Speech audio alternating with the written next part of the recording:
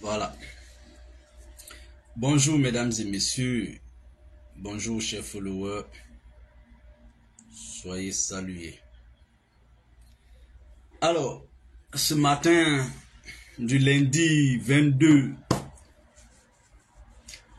juillet 2024, c'est la première, sinon le premier numéro de notre matinale de la semaine. J'espère que vous avez tous passé de très beaux week-ends. Et j'ai prié le Seigneur qui veille sur nous tous tout au long de la semaine. Donc, à travers ce matinal, je vous souhaite une très belle semaine. Je nous souhaite à tous et à toutes une très belle semaine. Bien ensoleillée, en tout cas, qui commence bien ensoleillée ici en France, à Paris bien notamment. Très rapidement, puisque vous le savez, le matin bonheur n'a pas besoin de la quantité de personnes et de minutes. Nous, on a tout au plus 15-20 minutes maximum. Aujourd'hui, c'est le début de la semaine, on ne va pas trop durer ici. J'ai posé comme thème la haine, la violence et le tribalisme dans le débat politique en Côte d'Ivoire. Le RHDP, bourreau ou victime? Parce que c'est le parti au pouvoir aujourd'hui où nous nous parlons. Voyez-vous, mesdames et messieurs, le RHDP, sinon le RDR devenu RHDP, heureusement, a fait ce qu'on appelle l'opposition en Côte d'Ivoire pendant presque plus que 15 ans. Entre 15, 16, 17 ans, voire même 18 ans de combat dans l'opposition. Puisque vous le savez, le RDR a été créé en 1994 et il a fini par accéder au pouvoir d'État en 2010, sinon 2011.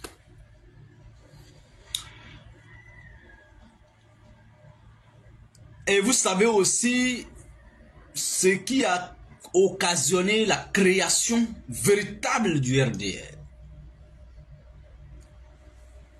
Cependant, je vais rappeler quelques phrases. Cependant, je vais rappeler quelques faits. Ce sont des successions de phrases, de faits,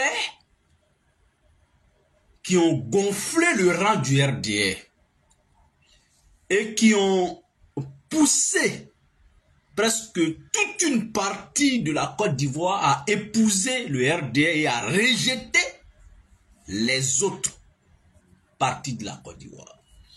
Pour la petite histoire, mesdames et messieurs, le PDCI-RDA, le parti fondateur de la République moderne de Côte d'Ivoire, avait pour véritable bastion le centre et le nord de la Côte d'Ivoire. Puisque bien évidemment, c'était le parti unique. Moi qui vous parle, mes ancêtres, mes grands-pères ont milité au PDCI-RDA. Ils ont été même des hauts cadres à leur époque, hein, des cadres influents au PDCI-RDA. Mesdames et messieurs,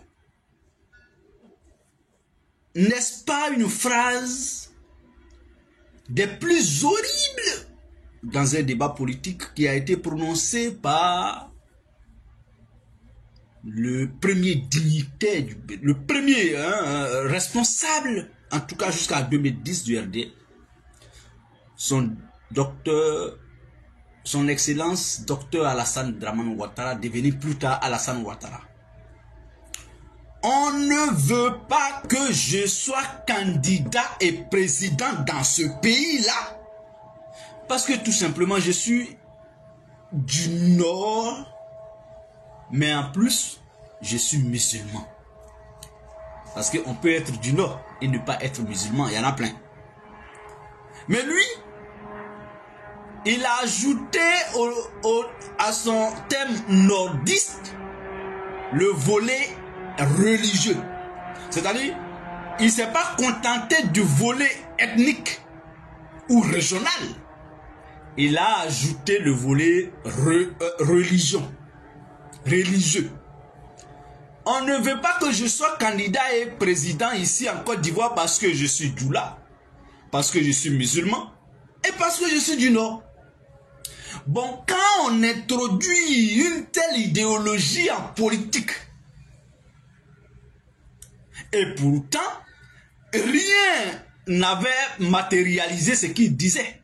C'est-à-dire, vous ne trouverez nulle part dans les écrits, dans les textes qui ont fondé la Côte d'Ivoire et qui continuent encore d'être exploités en Côte d'Ivoire, vous ne verrez nulle part. Vous ne verrez nulle part, et je mets quiconque au défi, de me sortir un bout de texte, un bout de loi, qui véritablement matérialisait ce que disait hier Alassane Ouattara. On ne veut pas que je sois candidat parce que je suis Djoula, musulman et religieux. Et du Nord. Il n'y en a pas. Vous ne trouverez nulle part. En fait, c'est ça qu'on appelle la victimisation. Dire ce qui n'est pas vrai pour attirer l'attention et l'affection des uns et des autres vers toi, c'est ça qu'on appelle la victimisation. C'est-à-dire quelqu'un par exemple qui se lève matin bonnet, il dit ceux-là ils m'ont fait ça, et pourtant c'est faux. C'est de la victimisation. Mais ce que tu dis, si c'est vérifiable, si c'est matériel, ce n'est pas de la victimisation. En ce moment, tu es véritablement une victime. Mais est-ce que vous savez que les plus grands victimisateurs, si je peux m'exprimer, ceux qui se victimisent tous les jours, en vérité, quand tu grattes un peu derrière cette victimisation, tu trouveras qu'il est le véritable bourreau de ce qui se passe. Oui, parce qu'en Côte d'Ivoire, avant que Alassane ne prononce ce langage-là en Côte d'Ivoire, c'est lui, Alassane Ouattara, qui avait déjà d'alors introduit la carte de séjour pour catégoriser les Ivoiriens. Pour te dire, toi, où est ton village? C'est Alassane qui a envoyé ça dans le débat politique et il a matérialisé ça par des faits. Carte de séjour. C'est pourquoi je dis, les phrases et les faits sont réels, sont là pour démontrer par tous les moyens qu'il ne doit pas faire la morale à quelqu'un aujourd'hui dans le débat politique, en tout cas en ce qui concerne le tribalisme, la xénophobie, la haine et la violence dans le débat politique. Tous ces mots-là ont une source, ont des auteurs.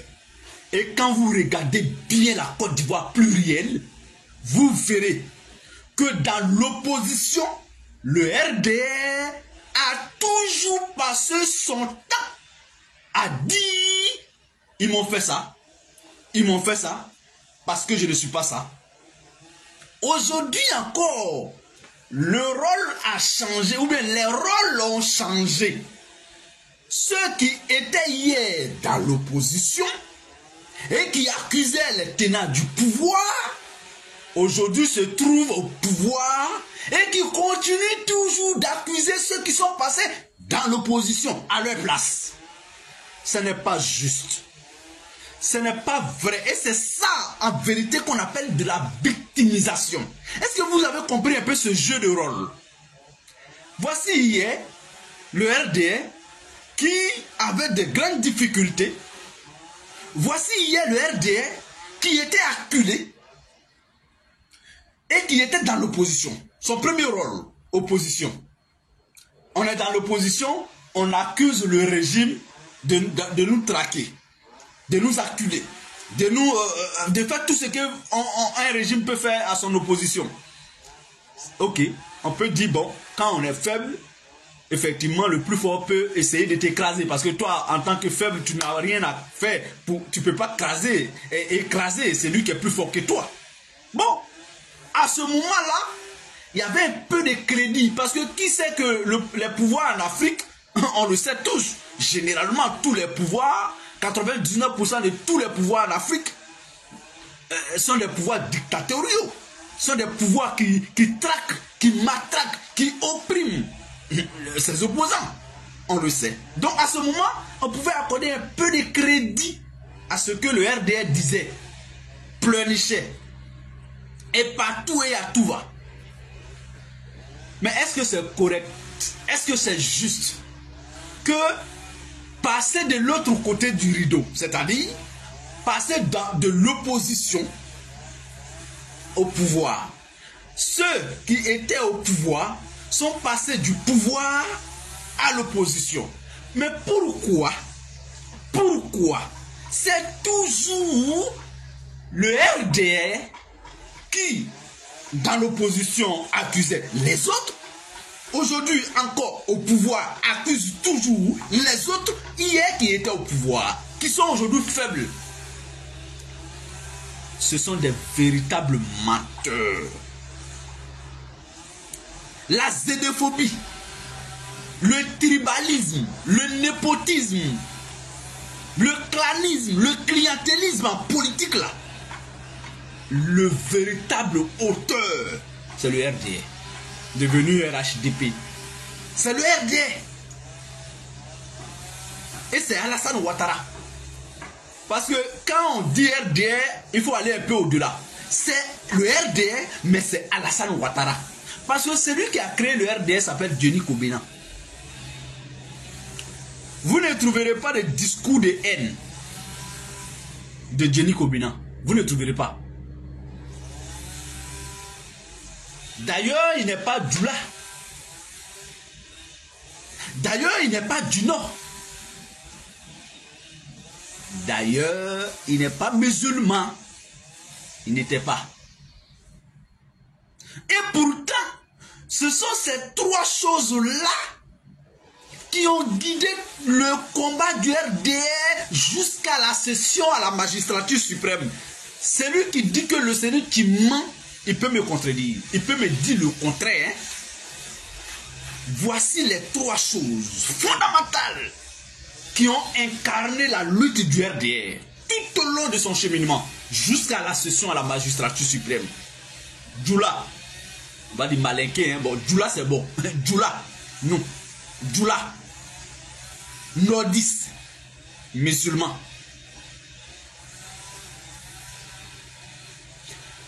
Je vais vous donner une référence. Nous étions dans les années 2017, si mes souvenirs sont exacts. Père à son âme, Amadou Soumaoro, alors secrétaire général par intérim du RDR, a tenu un meeting à la mairie, devant la mairie d'Adjamé. En pleine mutinerie, en s'adressant aux mutins et tout ça. J'ai posté la vidéo sur ma page, vous pouvez aller consulter après. Où il disait, où il parlait en malinqué. Parce que pourquoi je fais ce live ce matin? Pour parler de ça.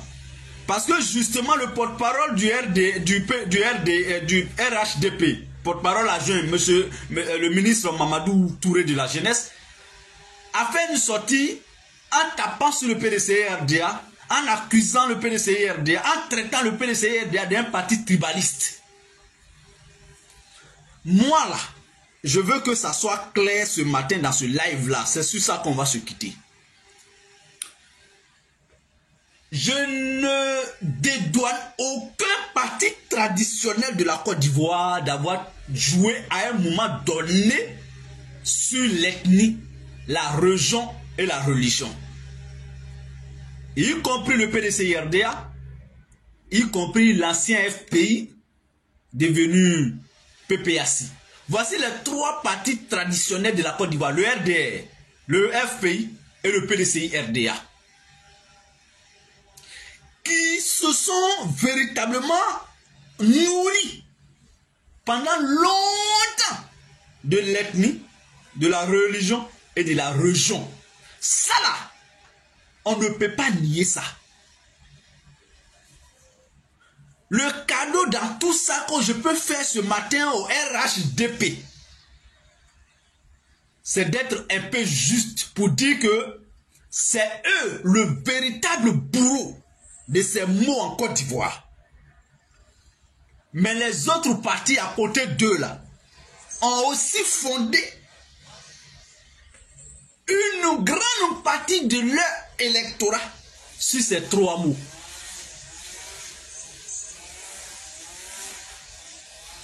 Ça, c'est indéniable. C'est pourquoi, pour être à l'aise, moi, j'ai choisi d'être GPS. Pour être à l'aise. Pour parler, bon, si j'étais RDR, si j'étais PDCI, si j'étais PPACI ou BFPI, ça serait très maladroit de ma part de venir taper sur RHDP, ah, les tribalistes. Non. Chacun, à un moment donné dans Côte d'Ivoire, là, a fait quelque chose de tribaliste. Chacun, à un moment donné dans notre Côte d'Ivoire, a fait quelque chose de xénophobie, de haine. Contre la région, contre la religion ou contre l'ethnie. Comme j'y étais, donc je suis mieux placé de dire que c'est vrai, on a fait. Pourquoi j'ai dit que jusqu'à aujourd'hui, pourquoi j'ai tape dû sur le RDR, pourquoi, et le RHDP, pourquoi? C'est simple. Tu ne peux pas être hier dans l'opposition, accuser les gens qu'ils étaient au pouvoir. Et aujourd'hui tu es au pouvoir, tu accuses toujours les mêmes gens qui ne sont plus au pouvoir. Toi, tu es qui en ce moment-là? Toi, tu es qui en ce moment? Si hier tu étais faible et que tu accusais les plus forts, aujourd'hui étant plus fort, souffre que les plus faibles t'accusent et que tu l'acceptes. Tu étais plus faible hier, on t'a applaudi, on t'a soutenu contre les plus forts parce que on estime qu'un faible ne peut pas traumatiser un fort. On estime qu'un faible ne peut pas opprimer un fort. C'est le contraire. Aujourd'hui, toi tu es fort. Toi tu es fort. Souffre qu'on soutienne quand même les plus faibles vis-à-vis de toi. On a fait autant pour toi hier. Donc tu n'es pas correct. Tu es un bourreau aujourd'hui là. Le RD, le RHDP est le véritable bourreau au moment où ils sont au pouvoir. Parce que hier, s'ils étaient victimes, parce qu'ils étaient dans l'opposition, que l'autre était le bourreau parce qu'il était au pouvoir, alors aujourd'hui vous êtes le bourreau parce que vous êtes au pouvoir et nous sommes les victimes parce que nous sommes dans l'opposition. Souffrez. Attendez notre tour d'être bourreau, on verra. Le jour où nous on va incarner le pouvoir d'État, vous serez tranquille dans l'opposition. Et puis vous allez voir si on va vous traumatiser. Si on va vous traquer. Parce que moi, le CENI, qui suis GPS, qui a quitté le RDR parce que c'est le parti tribaliste, parce que c'est le parti xénophobe, parce que c'est le parti de la haine, de la violence politique. Si moi j'arrive au pouvoir d'État, avec ceux qui nous ont accompagnés, mais vous verrez que nous serons très à l'aise pour diriger la Côte d'Ivoire. Parce que chez nous, on n'est pas tous sur le territoire. Personne ne nous dira que notre électorat est essentiellement basé qu'au nord. Personne ne nous dira ça. Parce que si c'est ce qu'on voulait véritablement, on ne quitterait pas le RDR. Non. On ne quitterait pas le RHDP parce que eux là, leur bastion, c'est le nord, exclusivement le nord. Ils ne sont pas ailleurs. Hein. Tous ceux qui sont ailleurs, qui sont avec eux, c'est pour conserver, c'est pour préserver le petit acquis qu'ils ont aujourd'hui avec eux. Et on verra ça on verra ça rapidement. Donc, mesdames et messieurs, chers amis, vraiment, c'était ce que je pouvais dire sur ce volet de discours tribaliste et haine et tout ça dans le débat politique. Et je ne peux pas clôturer ça sans parler de la violence en elle-même. Ça fait 2 fois que la Côte d'Ivoire est humiliée à l'extérieur. La première fois, c'était une députée qu'on appelle Mariam Biekisse, Mariam Traoré. Elle était en Afrique du Sud. On l'a vue en live en train de violenter un homme. parce que elle est parlementaire. Cette semaine, sinon ce week-end, on a vu une autre dame Traoré. Ah, les Traoré décidément. Hein, une autre dame Traoré, qu'on appelle Adjaratou Traoré, la députée de Koumassi, qui s'est illustrée de la plus mauvaise des manières encore avec un autre député d'un autre pays. Vous avez tous suivi la scène, pas besoin de vous montrer encore. Le député sénégalais Marius a dit que le thème choisi n'était pas bien. Ils ont choisi un thème, la pauvreté en Afrique. Et ce qui a accompagné. Il dit non, que lui n'est pas d'accord avec ce thème, que lui, il sait très bien que l'Afrique n'est pas pauvre. Mais qu'au lieu de dire la pauvreté, qu'on dise l'appauvrissement de l'Afrique. Que parce que quand on dit la pauvreté de l'Afrique là, c'est que ceux qui le disent sont les véritables problèmes de la pauvreté en Afrique. Parce que ceux qui le disent ne sont pas vrais. Ce n'est pas vrai de le dire. L'Afrique n'est pas pauvre. Bon, vous êtes, on est ensemble ce matin. Dites-moi la vérité. L'Afrique, elle est pauvre. Si l'Afrique est pauvre, aujourd'hui, pourquoi tous les Occidentaux veulent avoir une partie, une portion de l'Afrique? C'est parce que le sol, la terre et le sous-sol africain sont très riches. Je vais vous prendre le seul cas du Niger, qui est aujourd'hui le pays le plus appauvri en Afrique de l'Ouest, sinon en Afrique. Je n'ai pas dit le Niger est le pays le plus pauvre, hein? C'est le français. Ouvrez les oreilles, prenez le dictionnaire. J'ai dit, le Niger aujourd'hui est le pays le plus appauvri. Ça veut dire, quelqu'un est riche, mais on vole sa richesse. Donc on l'appauvrit, sinon il n'est pas pauvre. Dans tout le monde entier, sur la planète Terre, le Niger représente 5% de la réserve en uranium. On dit, la terre que Dieu a créée, toute la terre entière que Dieu a créée, le monde, partout où il y a pays, unis, réunis, le sous-sol du Niger représente 5% de toute la réserve mondiale en uranium. On peut dire que le Niger est pauvre comme ça? Non. Le Niger est très riche. Rien que l'uranium du Niger peut construire, peut développer, peut rendre très riche tous les Nigériens. En tout cas, chaque Nigérien peut avoir au moins 3250 francs par jour pour se nourrir sur toute l'année, durant toute sa vie. C'est-à-dire 5 €, 3250 francs par jour. Imagine, chaque Nigérien a ça. Mais aujourd'hui, ils ont moins de 500 par jour chacun. Faites le calcul. C'est de ça que Guy Marius parlait. Et notre député, parce qu'il a dit que les chefs d'État, c'est eux qui appauvrissent l'Afrique. Il dit nos chefs d'État. Donc ça veut dire quand il dit nos chefs d'État, il parle même des chefs d'État sénégalais. Mais la députée a trouvé qu'il venait d'insulter comme ça les chefs d'État. Comme si elle était partie pour défendre les chefs d'État. Elle n'est pas ministre, elle n'est pas premier ministre, elle n'est pas partie au Parlement pour aller en tout cas défendre un chef d'État, mais plutôt aller défendre la cause du peuple. Et c'est ça que Guy Marius avait compris. Entre elle et Guy Marius, qui partait pour la cause du peuple africain, sinon du peuple de la CEDEAO. C'est Guy Marius qui partait pour défendre véritablement les causes de la CEDEAO et du peuple de la CEDEAO. Elle partait pour défendre les causes d'Alassane Ouattara. C'est pourquoi, à l'évocation du nom chef d'État, elle a rougi. Elle est rentrée dans tous ses états. En tout cas, elle a montré aux êtres, à tout le monde entier, comment elle se comporte dans son foyer. Elle est insolente, elle est arrogante, elle est violente dans son foyer. C'est ce qu'elle a montré hier devant le monde entier. Ce n'est pas autre chose, hein. Ne pensez pas que parce qu'elle est députée, oui, les députés se tapent dessus, machin. Non, une femme telle que celle-là, elle n'est pas bien dans un foyer. Et son mari peut témoigner. Donc, c'est une honte pour la Côte d'Ivoire. Et vous voyez ça? Le RHDP la célèbre. Les militants RHDP l'applaudissent. Ils la célèbrent parce qu'elle a bien fait de s'illustrer de cette manière. Parce qu'elle a bien fait d'humilier la Côte d'Ivoire. Le RHDP est un parti qui célèbre la honte et les médiocres.